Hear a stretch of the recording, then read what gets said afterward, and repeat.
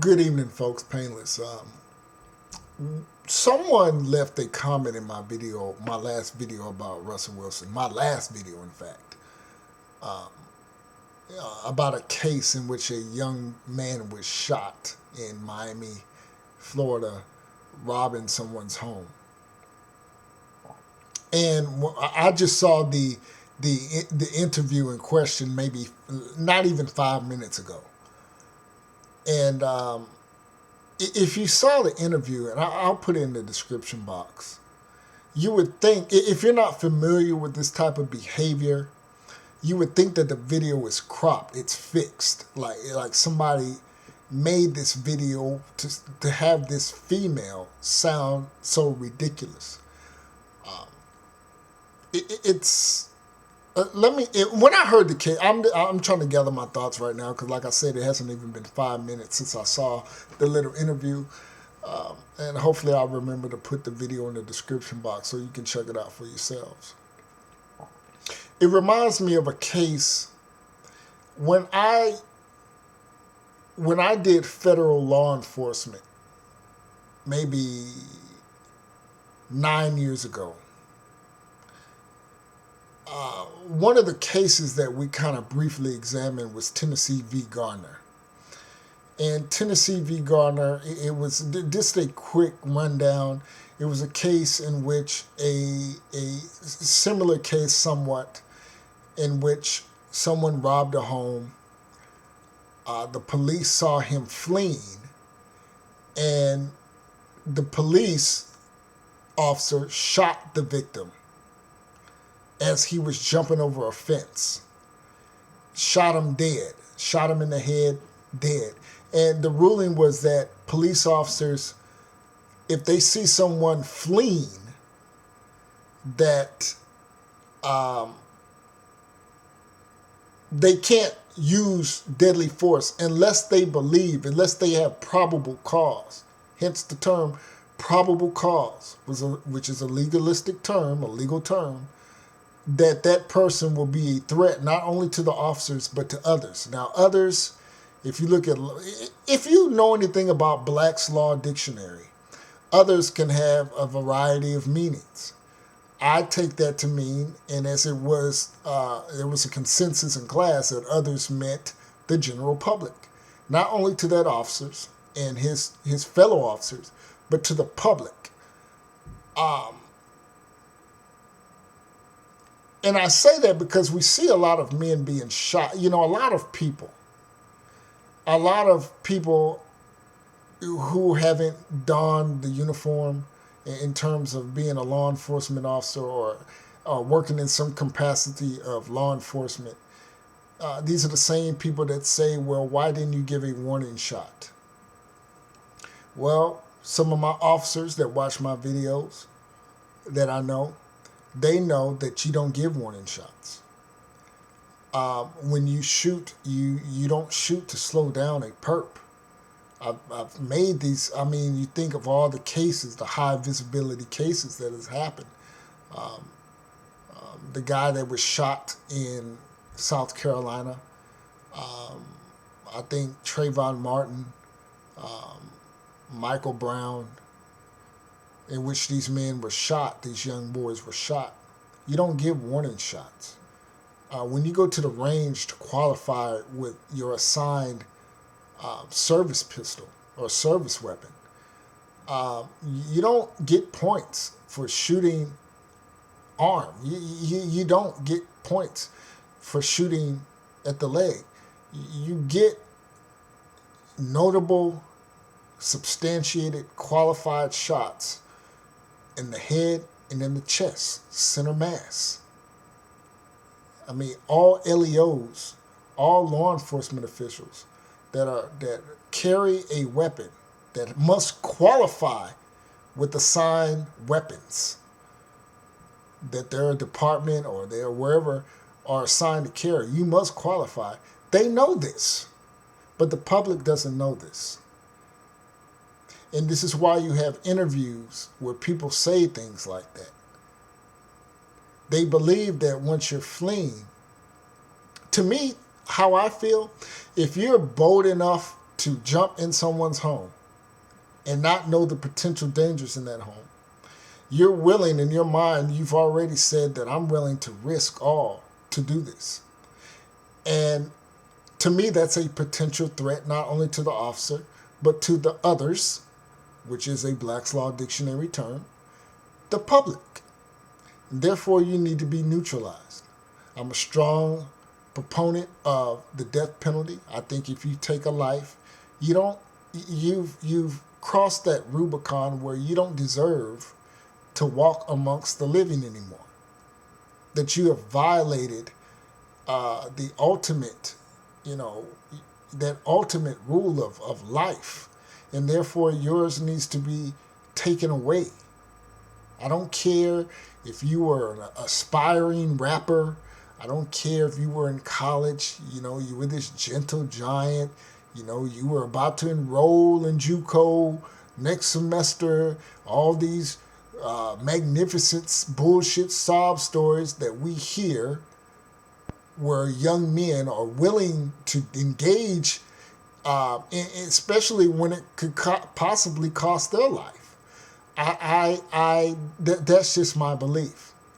Now, this video was very telling of the interview, and it really shows the insanity in the so-called black community in which you hear. And you'll have an opportunity, and I'm going to post that video in the description box so you can listen to the foolishness of this young girl and some other family members, in which they tried to say it was the victim's fault. Not the victim that was killed, but the homeowner's fault that she didn't have to shoot him. And it was a female. She didn't have to shoot him. She called the police. She could have just, never mind if he could have raped her or killed her. She was supposed to wait for the police. And it really shows you how hood justice is administered in any said black inner city or so-called community across America. It really shows you that. And I've talked about that black folks have a propensity for violence, that if you were to remove if you would look at a lot of cities that have a lot of black folks, if you were to somehow remove that element of black folks, you would essentially not need a homicide division. You wouldn't. And this is why I stand firm on that. And it's uncomfortable for people to comprehend. It's uncomfortable for people to have a discussion or to talk about.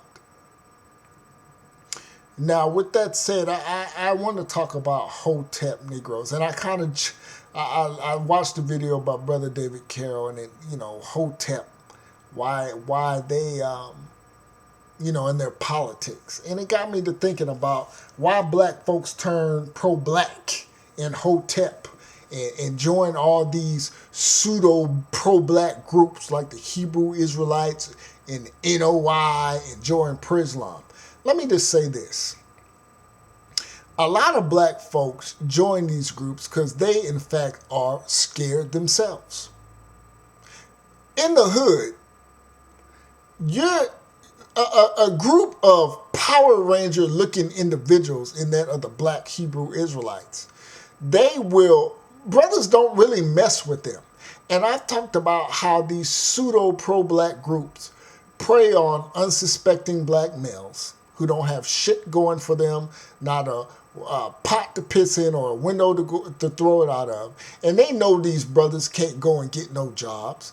They know that these brothers have no skills. They have nothing going for them. And in fact, they use them. They use them as mules. They take advantage of them. And they pump their heads full of sick, twisted nonsense that really is not going to make them competitive in what they believe in the world of white supremacy. They think that useless nonsensical belief about the white man is this and the white man that and the black man is God, the black woman's God, is all they need to be competitive. That knowledge of self is going to see you through. That knowledge of self is going to keep the goddamn lights on and food on the table. Instead of going out and getting and acquiring you some skills, this is what they do. And they're no worse than what they claim white people are. They use these young black men. And I've said, but they don't get touched in the hood. Brothers don't run up on NOI brothers selling bean pies and papers, selling the final call. Gangbangers they mess with every and anybody except those guys. So a lot of brothers and sisters, they join these groups because they scared. They know they're not going to get touched. See, the thing with me, Painless, people are under the illusion that I'm scared of black folks. Look, when I go to the Bay Area, I'm deep in Richmond. I'm deep in West Oakland. I'm deep in Sacktown. And I can communicate with Negroes. As much as I talk about Negroes, I can communicate. I'm deep in the West End in Birmingham when I go to the Ham. I am. I'm deep. I'm deep in the muck of the savagery and the niggerism that goes on, in which I talk about in my videos. I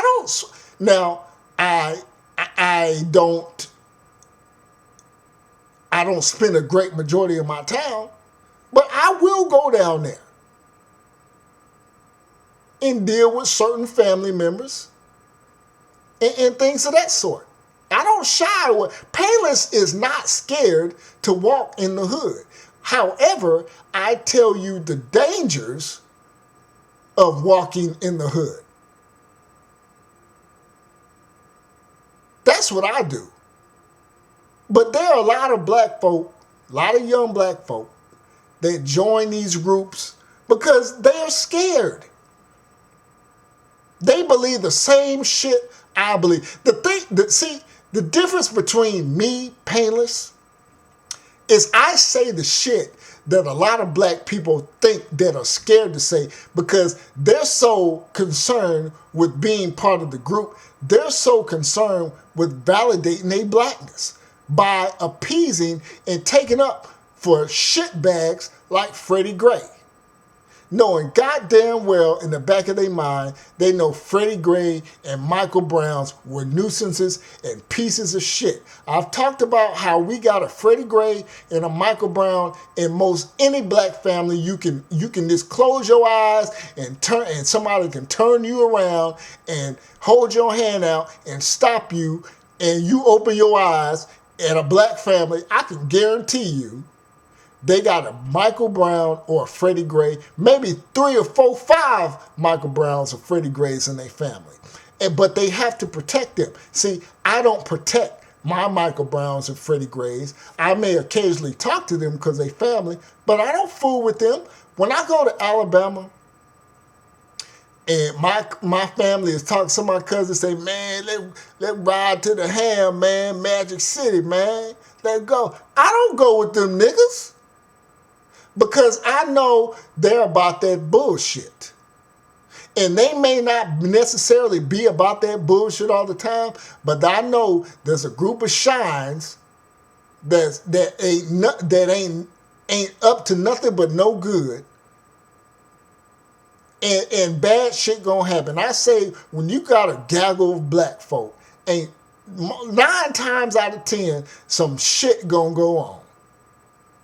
And I found my life to be quite at peace by practicing the shit that I tell you.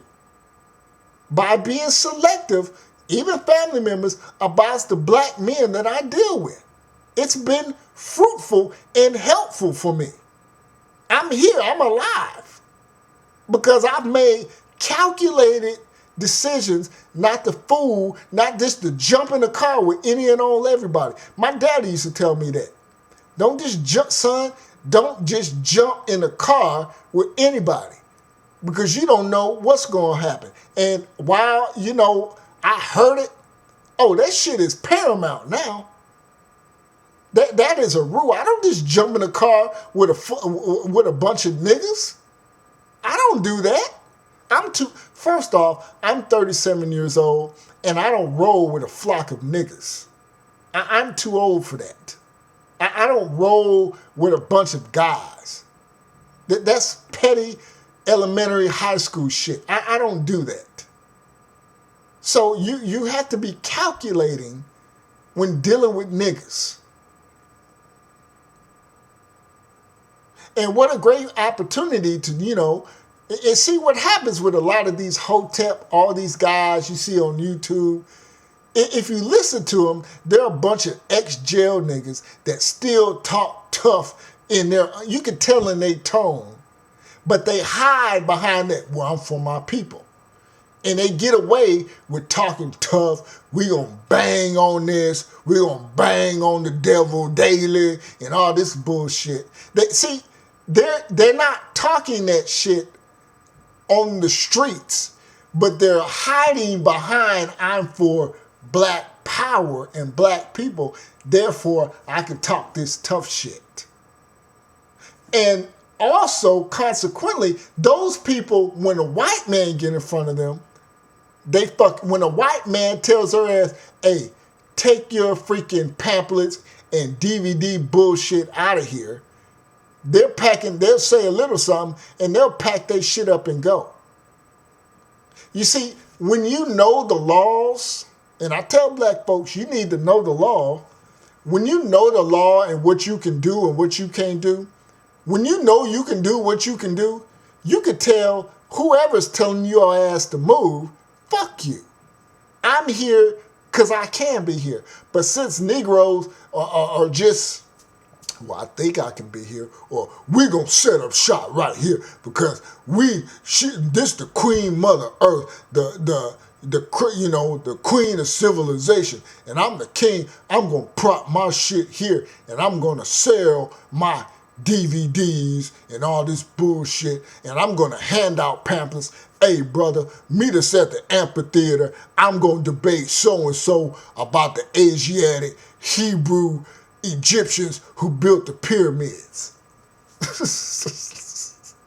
We go set up shop here. Fuck the white man. But soon as Officer Whitey McDuffie comes over and tells your black ass to move, you'll talk under your breath. You'll throw a little resistance, but you get your ass up out of there. Because you know what's up. You know what's up. So a lot, don't be fooled by these tough talking hotep types that all they like to do is to get together with other non-producing black folks and have verbal jousting about shit that happened 5,000 years ago that they don't even know is fully accurate, and see how much they know. All you people buying that hidden colors bullshit, and you can check some of my videos I did about Tariq Nasheed and hidden colors. All that shit is starting to come to fruition. You said, some of y'all I've seen, because I look on YouTube, a lot of y'all, well, he's a pimp now. He just used black folks. But 3 years ago, motherfuckers had on knee pads, falling over trying to see hidden colors. Now you see what he's about. And I've said that guy, at first he was talking shit about black women. Black women got on his ass. And he said, well, I'm going to turn over a new leaf and I'm going to start talking about being pro-black. And when you start talking about being pro-black and the sister is God and all this bullshit, black women, they'll ease up off your ass then. And that's what he did. So you got all these dumbass women out here who years before he was talking down to. Now he's captivated a new audience. He's no different than Steve Harvey. Steve Harvey, he caters, when he put out that bullshit ass book, he catered to black women because he had to, because black women were on his head. And that's what he did. 10 years ago, all those white women in the Steve Harvey show in the audience wouldn't even fucking gave him a second glance. Now they're, oh, Steve, I got a question. If my man, isn't sleeping with me, he hasn't slept with me for 2 months, is he cheating on me, Steve? They asking, but when 10 years ago, they would have been, oh, who's this nigger? But see, they turn over a new leaf. You see, one thing you're going to notice about Painless, I don't waver. I'm pretty consistent. Man, Painless, your message, you've been saying the same shit for years. Well, nigga, you've been doing the same shit for years. Until you shines, stop doing the shit that you do, my message is going to stay the same. Because why? I'm consistent. I'm consistent in my message. Because you shines are consistent in your niggerdom. So I don't need to go be pro-black to hide behind that and validate myself. I can stand 10 toes tall on my own shit. See that? Because that's what I do. Because while I may talk about how savage you are, I'm not scared to be around you. I choose not to, but I can be in the muck. I just choose not to because it's beneficial to me not to be in the hood all the time. When I go to the hoods, I'll dip in, grab me a fish plate, and I'm out. I'm not hanging on no corners with you shines because it's detrimental to my health. So you Hotep Negroes out here,